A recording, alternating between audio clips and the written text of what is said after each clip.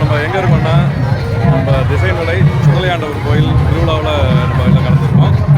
இப்போ இந்த திருவிழாவோட சிறப்பு வந்து என்னன்றதை பார்க்கலாம்.